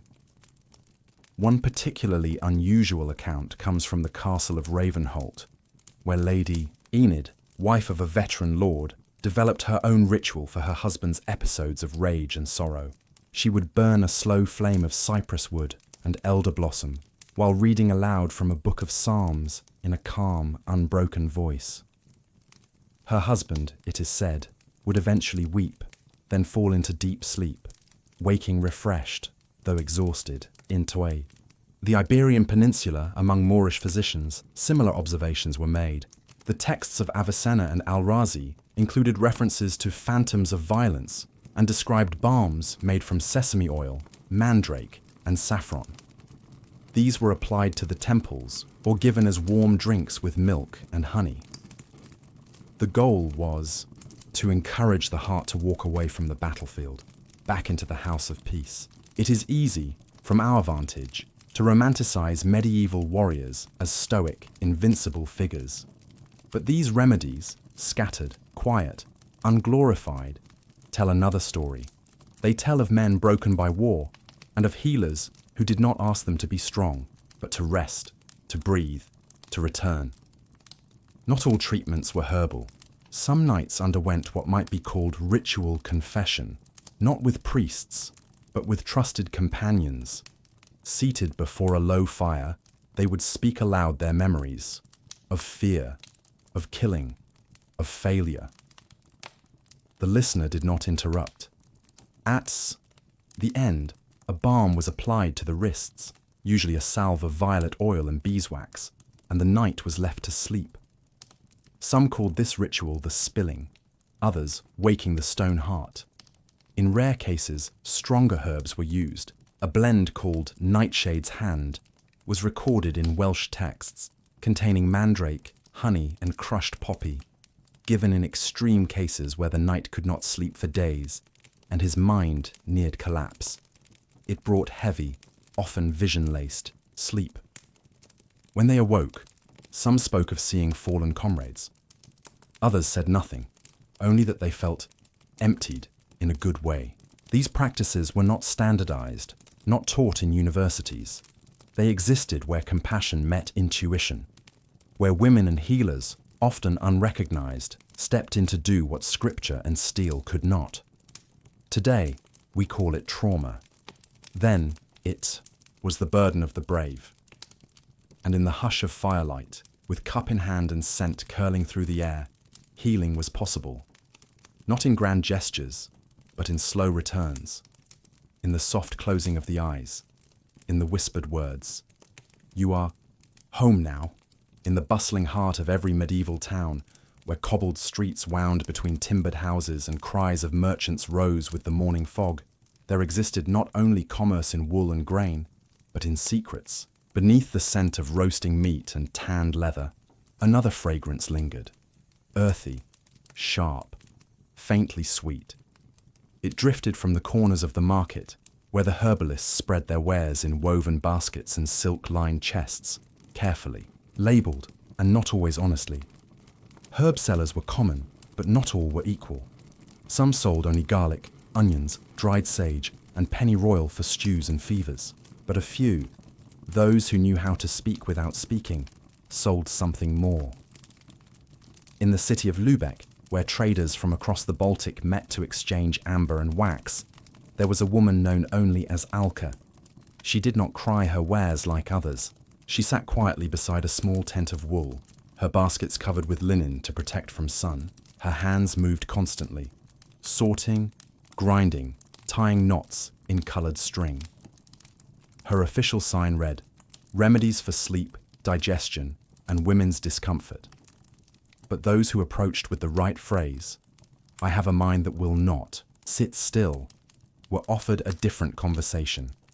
Alka kept a pouch of herbs she called Hushroot Blend. It contained passion flower, dried clover, wild lettuce, and a pinch of blue lotus from Alexandria. It was not strong, not dangerous. Brewed properly, it created a warmth in the chest and a slow unspooling of anxious thoughts. Many merchants bought it before long sea voyages. Some took it before difficult meetings, or to ease the burden of guilt that had grown too large to carry alone. Alka asked no questions. She only gave instructions. Steep no more than 7 breaths. Sip with a candle lit. Do not speak for an hour after. Her reputation grew not through advertising, but through results. People returned, calmer. A priest, once trembling with secret doubts, bought her thought softener every new moon. A widow who hadn't left her home in a year came back, laughing, to buy more. Alka took their coins, wrapped their bundles in cloth, and said only, Walk gently today.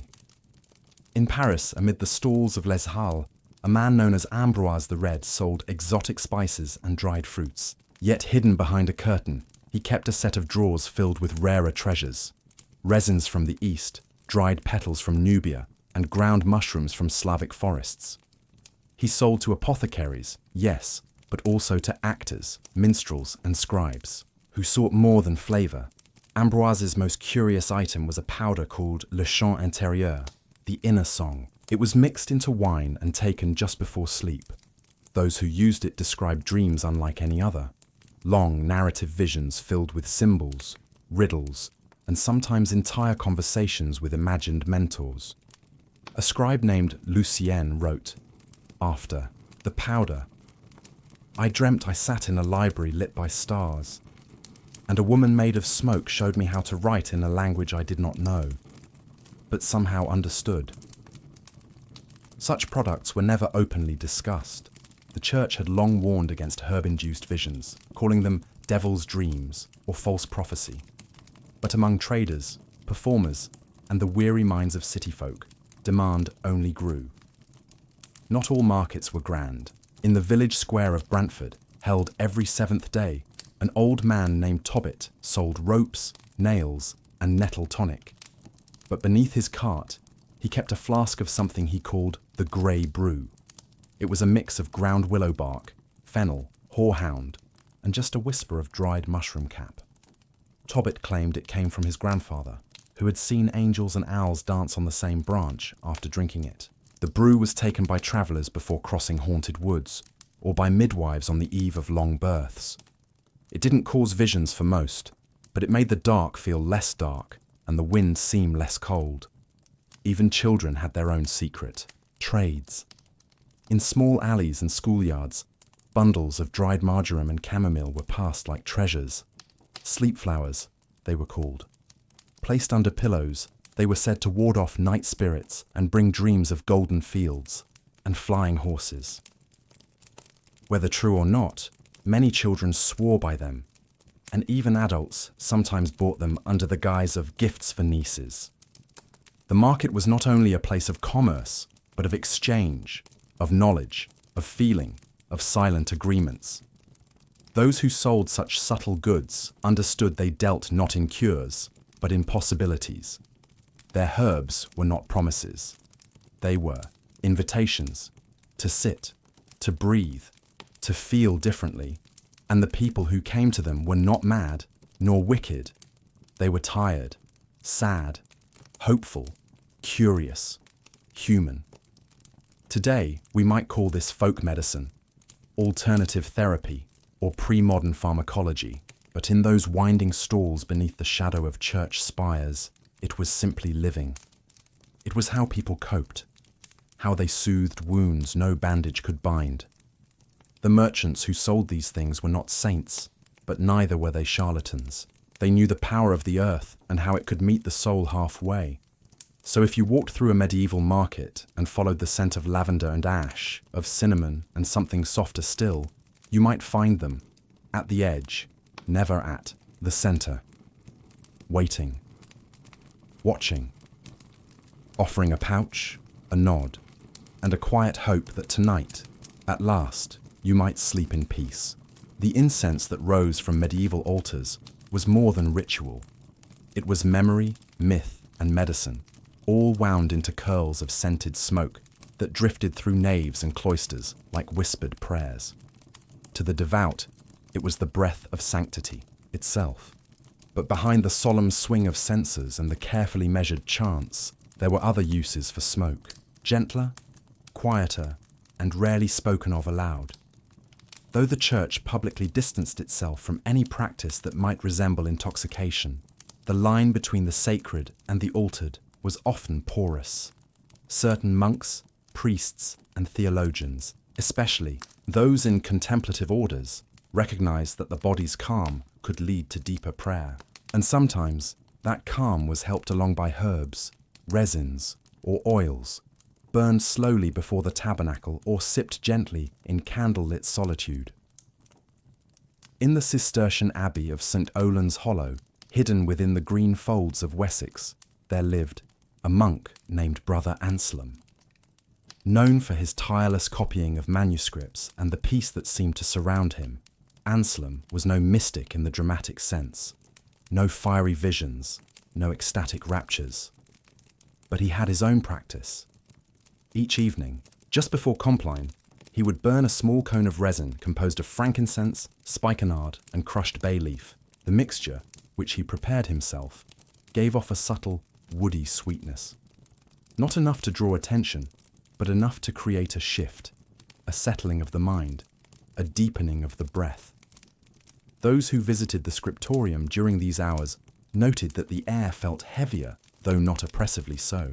They described a sense of ease, as if the noise of the world had been pressed into a smaller, more manageable space. Brother Anselm never spoke of his mixture in theological terms. He called it smoke for the soul's softening. And he believed that in the quiet induced by the scent, Scripture became not only clearer, but warmer. Elsewhere, in the cathedral city of Metz, the canon priest Father Guy de Lormont kept a blend of dried herbs in a small cloth satchel hidden beneath the floorboards of his personal chapel. This blend, made of thyme, mullein, and a touch of valerian root, was not burned during Mass, but steeped as tea. He drank it after the confessional on particularly heavy days, when sorrow clung like wet wool to his cassock. He recorded in his journal, "After the tea, I can hear the Psalms again. Not just read them. They echo differently, as if sung from within." Clerics were men of flesh as much as of spirit, and though many adhered strictly to doctrine, others quietly sought means to deepen their communion, not through heresy, but through humility. They understood that God might speak not only through thunderous visions, but also through the subtle shift in air, the warmth in the limbs, the quieting of restless thoughts. A particularly well-documented practice emerged in the 13th century, among a small group of Augustinian hermits in the Alpine valleys. Known locally as I Fratelli del Respiro, the Brothers of the Breath, these men cultivated gardens rich in lavender, rosemary, and lemon balm. Their devotional periods often began with the lighting of a single bundle of dried herb, suspended above a glowing coal in a carved stone basin. Their goal was not intoxication, but stillness, a readiness for contemplation. They believed that to prepare the body for prayer was not indulgence, but duty. One surviving manuscript from the group, Sacrum Quietus, describes how specific combinations of scent, light, and silence could create a threshold state, neither dream nor waking, ideal for what they called listening for the divine pulse. Such practices were, of course, never canonized, but they were not hidden either. In some abbeys, herb gardens were labeled not only by medicinal function, but by their spiritual effect: salvia for clarity, lavandula for comfort, melissa for peace. In the Holy Land, returning priests brought back knowledge from Greek Orthodox and Syriac Christian communities, where oils and incenses played an even deeper role in liturgy and personal devotion. In some Eastern rites, priests would anoint themselves with oil of myrrh and spikenard before long vigils, not as luxury, but as offering, their bodies made fragrant before God. And sometimes, in these cross-cultural exchanges, new combinations were discovered. A monk from Acre once returned to Provence with a formula for a calming salve: beeswax, olive oil, and powdered resin from an eastern tree called damar. It was rubbed on the temples before evening prayer and became quietly popular among scribes and singers. Even some mystics hinted at altered states, cloaked in the language of divine encounter. Hildegard of Bingen, though never directly referencing herbs for the purpose, described visions that arose like scent from crushed petals in warm hands, a metaphor, perhaps, or something more.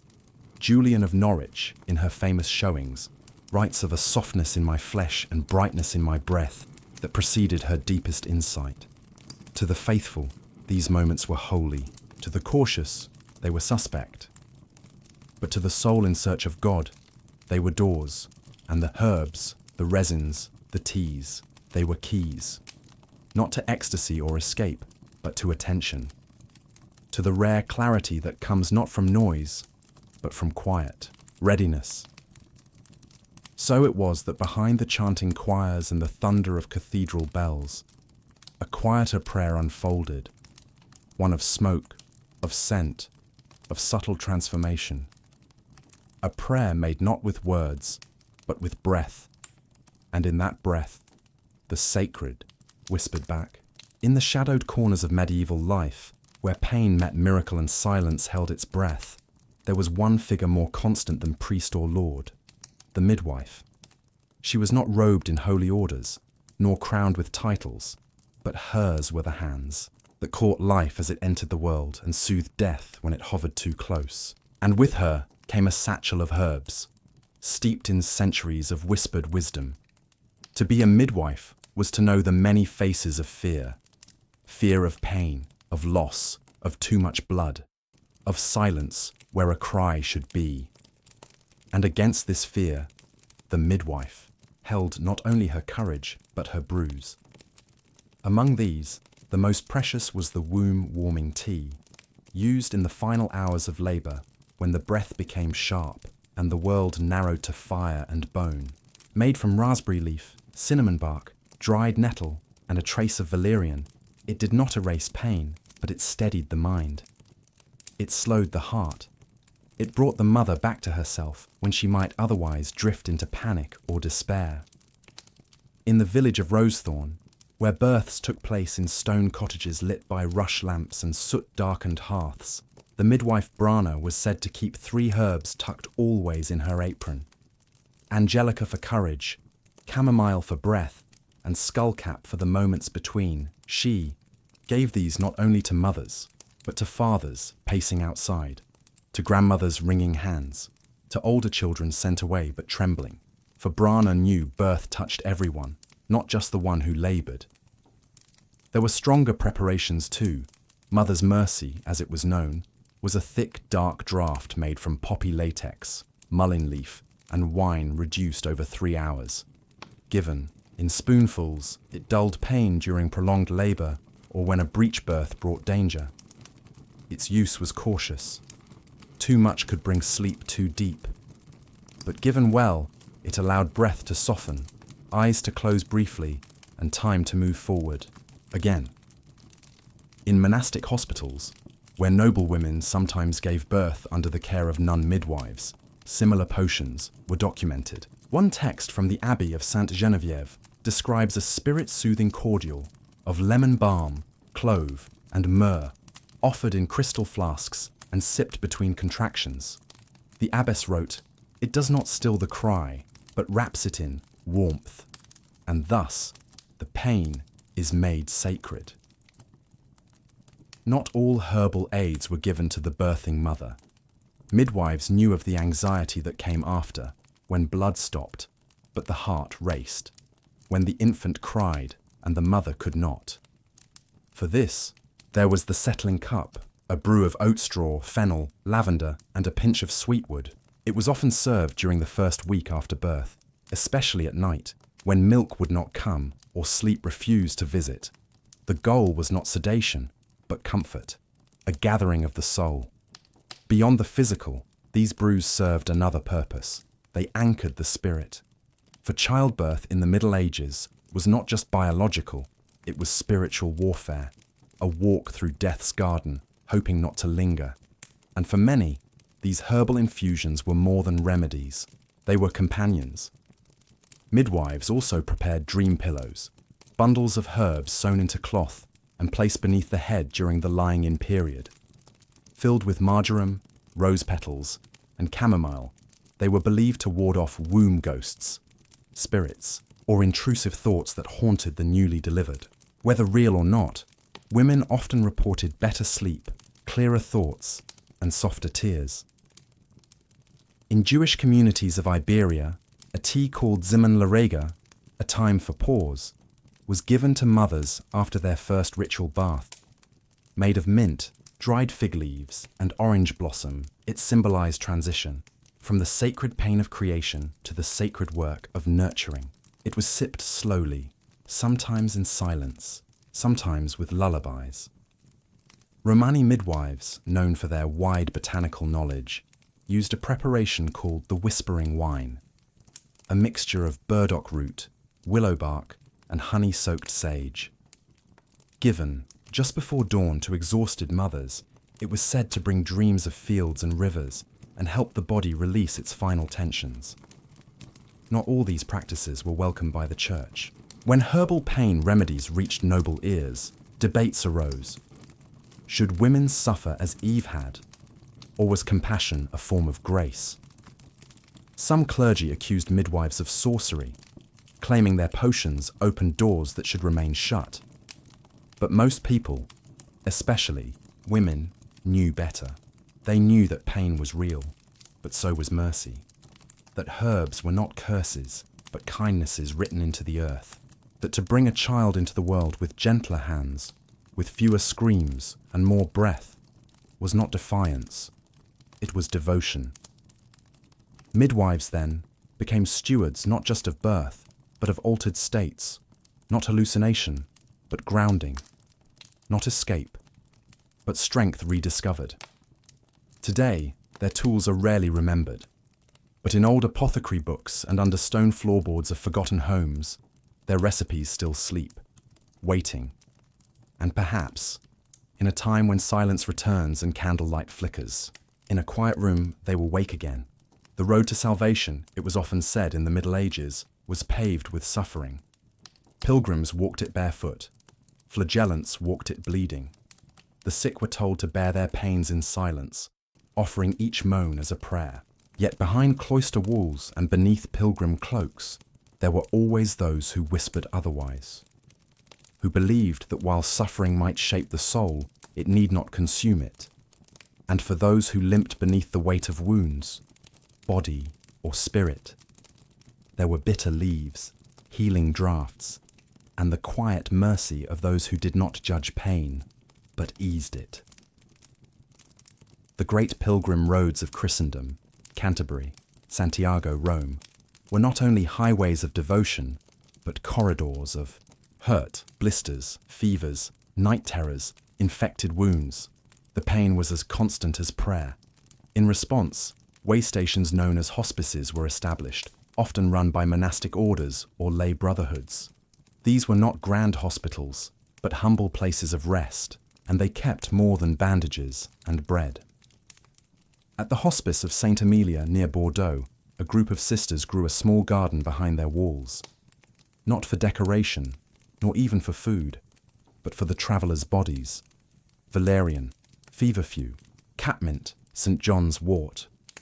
Their most used preparation was a tincture called the Pathway Cup, made from dried feverfew, warm ale, and clove oil. It was given to pilgrims who could no longer walk without trembling. The brew numbed aching limbs and cooled hot heads. More than one scribe noted that pilgrims who had nearly turned back from despair were seen singing the next morning, hoarse but laughing. Brother Thomas of Aquitaine wrote in his journal, "I drank the cup after losing my way in the hills. The pain in my hips faded like smoke. I walked all day with a smile. I wept not from the ache, but from the sudden lightness." In another hospice along the route to Compostela, a Moorish healer named Yasmina, converted but trained in ancient medicine, prepared a balm from crushed willow bark and helichrysum oil. Rubbed into the skin, it soothed fevered joints and bruises. She called it the skin's prayer. A name, she said, came not from any scripture, but from the way sufferers sighed when it touched them. Pilgrims began to request it not only for wounds, but for grief. One man whose son had died in Toledo requested the balm each evening, though he limped no more. "It reminds me of being cared for," he whispered, "of softness." These small acts of healing were not seen as sacrilege. In fact, many viewed them as part of the pilgrimage itself, a humbling, a reminder that even strength needs rest, and that mercy, in all its forms, is sacred. Yet not all such aids were found in hospices. Along the road, certain pilgrims carried their own remedies, passed from hand to hand like relics of comfort. One popular mixture was the bitter flask, a dark tonic made from dandelion root, wormwood, and juniper berries. It was not pleasant to taste, but it cleared the head, settled the stomach, and revived the weary. A woodcarver from Gascony claimed he never walked a league without it. Better than wine, and less likely to shame me, he laughed. Others carried pouches of dried herbs, hyssop, marigold, meadowsweet, to chew or steep when the road felt endless. For pilgrims did not only seek healing of the body, but quiet for the mind. A notable example comes from the diaries of a woman named Leonore, who walked from Bruges to Rome after a vision in a fever. She recorded how, near Lyon, she collapsed in exhaustion. An old beggar woman offered her a strange tea, made of mint, poppy seeds, and warm goat's milk. "I slept beside the path," she wrote, "and dreamed I sat at God's feet, not as a sinner, but as a daughter." She continued her journey the next day, slower, but with new resolve. Even within the larger cities, herbal guilds often prepared pilgrim-specific remedies. In Florence, bundles called passerelli were sold near the cathedral, sachets of rosemary, lavender, and salt, meant to be tied around the neck to ward off both plague and despair. Though most saw them as charms, those who wore them claimed they brought peace, and sometimes dreams of loved ones waiting at the end of the road. The connection between physical pain and spiritual openness was widely believed. Some monks taught that pain was purifying, but others, especially among the Franciscans and the Humiliati, believed that comfort allowed the soul to listen more attentively, to breathe, to hear the whisper beneath the noise. As such, their infirmaries often used dream-inducing teas, not strong, just enough to help the restless lie still. These infusions, often made with chamomile, elderflower, and violet leaf, were called soul sippers. Not a true medicine, not a sedative, just a hush. Some modern scholars dismiss these reports as exaggerations or placebo, but they overlook the human truth, that comfort, even when brief or symbolic, can feel like salvation. And in a world where so much pain was endured in silence, a single moment of relief, a warm cup, a cool cloth, a balm that smelled of fields, was a kind of prayer answered. In the final miles of their journey, when blisters bled and bones ached with the miles behind, pilgrims often carried only a few things: a relic, a ribbon, and some dried leaves wrapped in cloth. Simple things, quiet things, but enough. For the road was not only about where one was going, it was also about who one became while walking it. In the tapestry of medieval life, woven from war, worship, and work, the voices of women rarely carried into the halls of power or the pages of official record.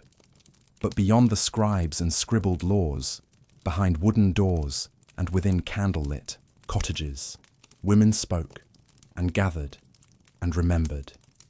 And sometimes, when the sky was low and the fire was warm, they passed between them more than stories. They passed plants, smokes, sips of softened vision. These gatherings were not grand. They did not bear names. But among midwives, widows, healers, and weavers, there thrived a shared inheritance of herbal use, not only for healing the body, but for touching the mind. It was not witchcraft. It was not escape. It was something gentler, deeper, a kind of wisdom passed through breath and tea, through laughter and grief.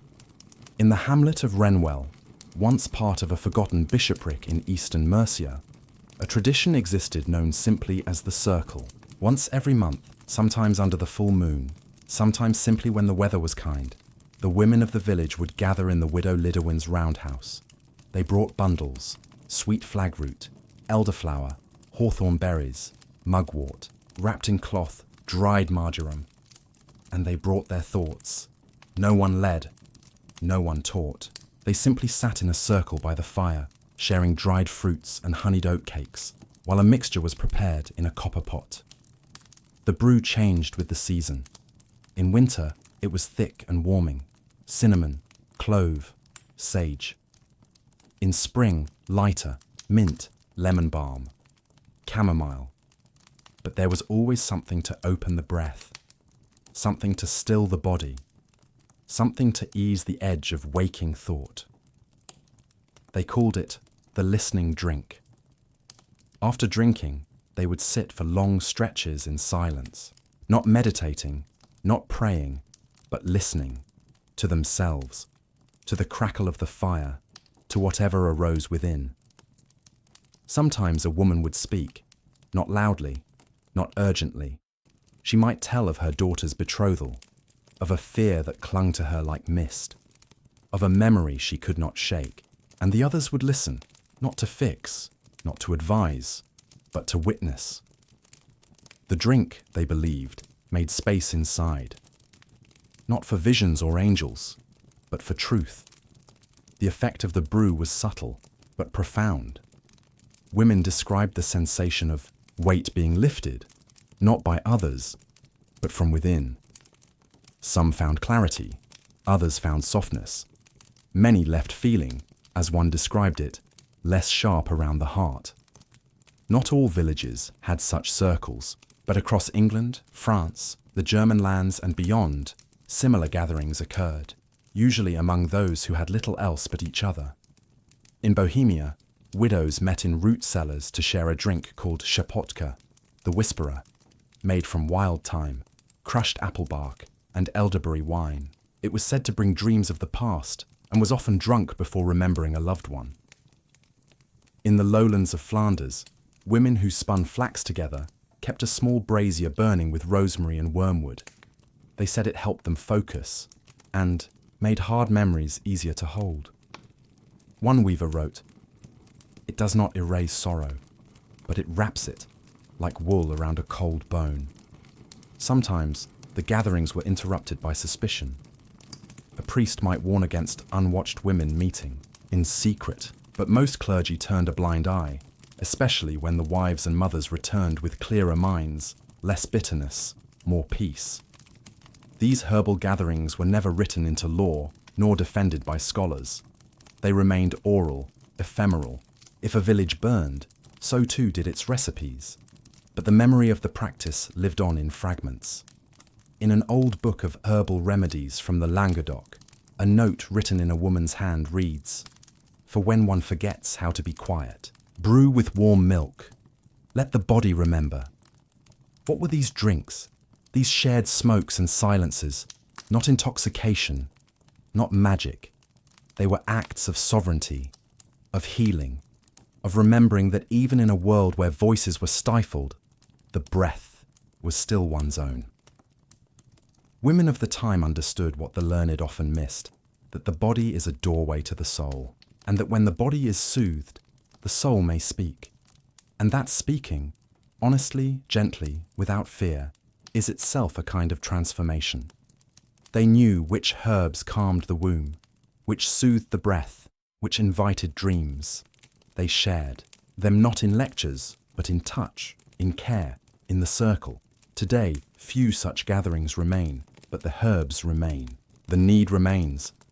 And perhaps, if a group of women sits together with tea that smells of memory and wind, in a room where judgment does not enter, then the circle is not gone. It is only waiting, waiting for breath to slow, for voices to soften, for the soul to speak its truth and be heard. As all stories must, this one draws now to its quiet close.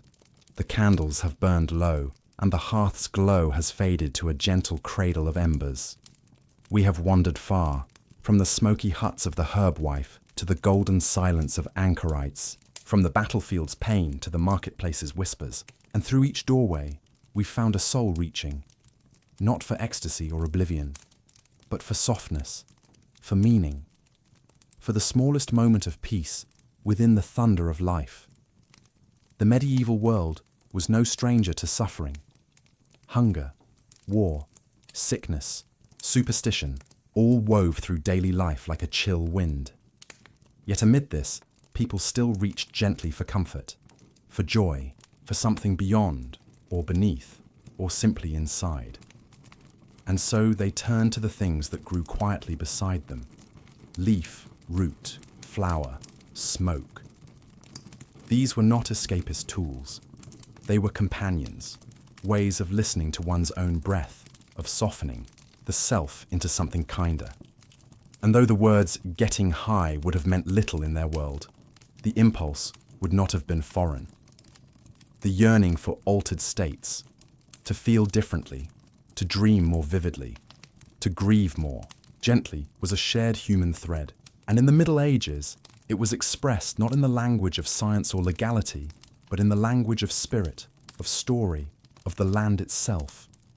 In a tiny codex housed today in a forgotten corner of a Tuscan archive, there lies a prayer written by an unnamed hand, dated to the year 1321. Lord, let me drink what makes me see myself as you do. Let me breathe what opens not my eyes, but my silence. It was tucked between pages on herbal remedies, and was perhaps never meant to be read, but it speaks volumes. The Church did not always approve of these substances, though it occasionally used them. Physicians distrusted what they could not measure. But the people, peasants, mystics, warriors, widows, trusted what worked. And what worked was sometimes found in a cup, in a curl of smoke, in the soft murmur of a shared dream beneath a blanket of stars. We remember medieval life through its ruins, cathedrals, laws, swords, and songs. But beneath those monuments lived daily rituals of mercy, acts done not for glory, but for survival of the heart. Brewing a calming tea was not rebellion, it was hope. Lighting an herb for clarity was not heresy, it was human. Even today, many of these plants still grow. Mugwort beside old walls, valerian in damp fields, lavender escaping forgotten gardens. Their scents carry something ancient, not magic, but memory. There is a village near the Danube where a woman still ties dream bundles for children, just lavender and mint, sewn into linen pouches. She says her grandmother taught her. She doesn't call it medicine, just something to make the dreams a little sweeter. In Wales, a man brews a blend of oat straw, lemon balm, and hawthorn before sleep. He doesn't know that medieval monks did the same. He only says it feels like peace. And in countless places, someone lights a candle, pours hot water over dried petals, and sits quietly, not to escape life, but to greet it with a softer face. In this way, the Middle Ages are not gone. They echo still, in our rituals, in our needs, in our quiet hopes. So what have we learned? That altered states in the medieval world were not indulgences, but invitations. Invitations to heal, to listen, to remember that the soul, too, needs tending. That the line between the sacred and the sensory is not fixed, but shifting, woven with intent. That sometimes the most powerful medicines are those taken in silence, beneath moonlight, with no witness but the stars. And most of all, that even in a world as harsh as theirs, people sought gentleness. They made time for dreams. They honored the breath. It is a comfort to know this, a comfort to know that across centuries the human spirit has always found ways, through song, through plant, through smoke, to pause, to reflect, to soften, and in that softening, to remember something essential, that to be alive is not just to work, or fear, or endure. It is also to feel, to rest, to drift gently within the quiet corners of one's own mind, and find, waiting, there, not madness, but mercy. So if ever you come upon a field of poppies in the golden dusk, or smell rosemary on the wind, or sip a warm tea and feel the world hush, know that you are not alone. Someone long ago did the same and found peace.